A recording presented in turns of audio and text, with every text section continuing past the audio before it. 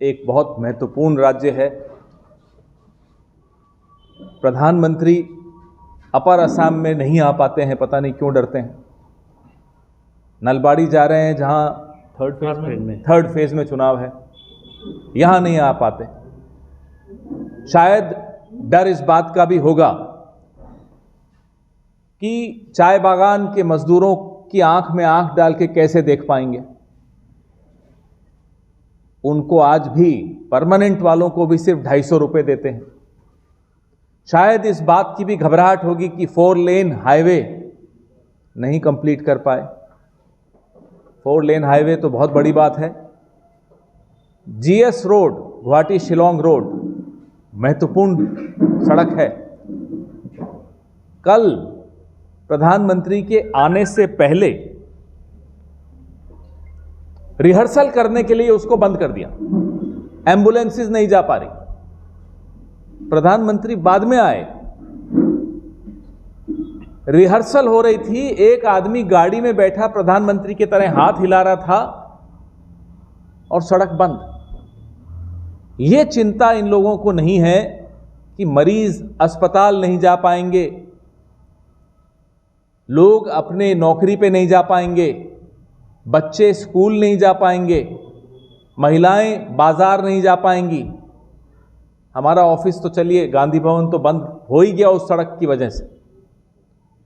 राहुल गांधी जब भारत जोड़ो न्याय यात्रा निकालना चाहते थे तो गुवाहाटी में उनको अनुमति नहीं मिल रही थी। बोले जेल डाल दूंगा।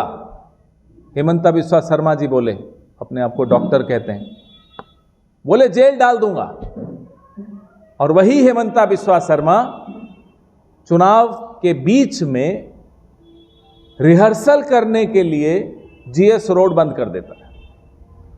जब चुनाव घोषित हो जाता है तो प्राइम मिनिस्टर एक केयर टेकर प्राइम मिनिस्टर होता है, नियम सबके लिए बराबर होते हैं उसके बाद। लेकिन हेमंता बिस्वा शर्मा जी की नजरों में प्रधानमंत्री के लिए नियम अलग हैं और जो अस्पताल जा रहा है मरीज एम्बुलेंस में, उसके लिए नियम अलग है। इसकी हम घोर निंदा करते हैं। चुनाव में मुद्दे बेरोजगारी के हैं, महंगाई के हैं। 2014 में जो सिलेंडर 400 रुपए का था, आज वो 1100 रुपए का है। 2014 में जो पेट्रोल 70 रुपए का था, आज 100 रुपए का है। ये मुझे आपको बताने की जरूरत नहीं है, आप हमसे ज्यादा जानते हैं क्या हालत है देश की आज।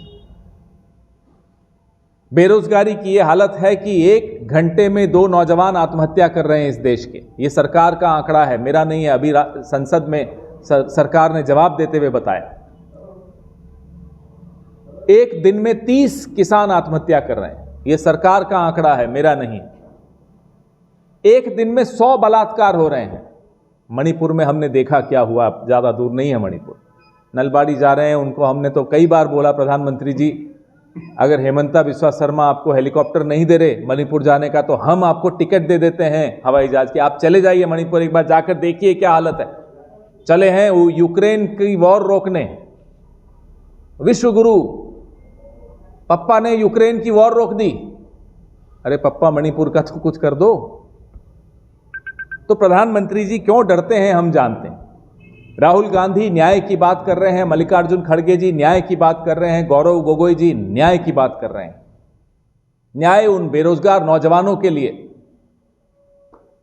30 लाख नौकरियां नरेंद्र मोदी भर सकते थे, रिक्तियां, वैकेंसीज थी, नहीं भरी। हम भरेंगे, हमारा गारंटी है। अप्रेंटिसशिप, पहली नौकरी पक्की, ये हमारी गारंटी है। हर गरीब परिवार की महिला को 1 लाख रुपए हर साल मिलेगा, ये हमारी गारंटी है। किसान को उसका दाम मिलेगा, ये हमारी गारंटी है।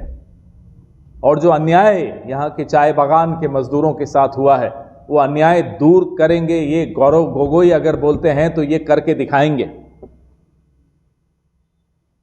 हम आपके सामने आए हैं, संविधान को बचाने आए हैं, लोकतंत्र को बचाने आए हैं, क्योंकि अब ये चुनाव, लोगों के मन में डर है कि शायद आखिरी चुनाव होगा, इसके बाद नरेंद्र मोदी रशिया की तरह, पुतिन की तरह बैठ जाएंगे, फिर हिलेंगे नहीं। हमारे आपके बोलने का हक खत्म हो जाएगा। सरकार से सवाल पूछना बंद करना पड़ेगा आपको, और हम यहां बैठ नहीं पाएंगे, आपके सामने प्रेस वार्ता नहीं कर पाएंगे, हमें जेलों में डाल दिया जाएगा। ये हो रहा है, शुरू हो चुका है। इस चुनाव में अगर ये जीत गए तो यही होगा और कुछ नहीं होगा।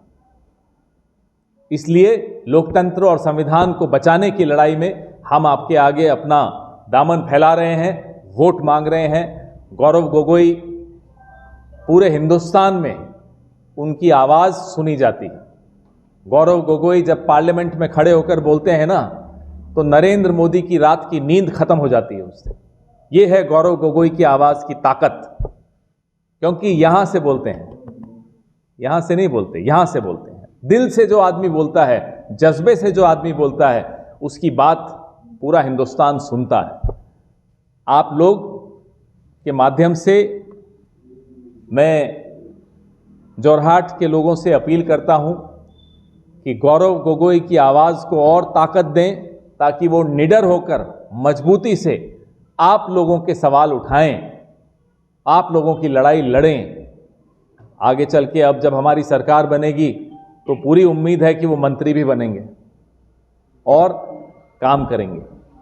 इस व्यक्ति में अपने पिता के गुण हैं, बहुत ज़्यादा हैं।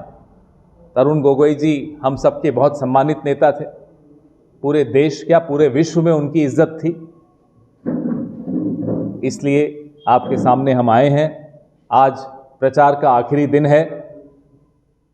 हाथ मजबूत करिए, इंडिया गठबंधन का भी, कांग्रेस का भी, ताकि हम ये लड़ाई अच्छी तरह लड़ सकें।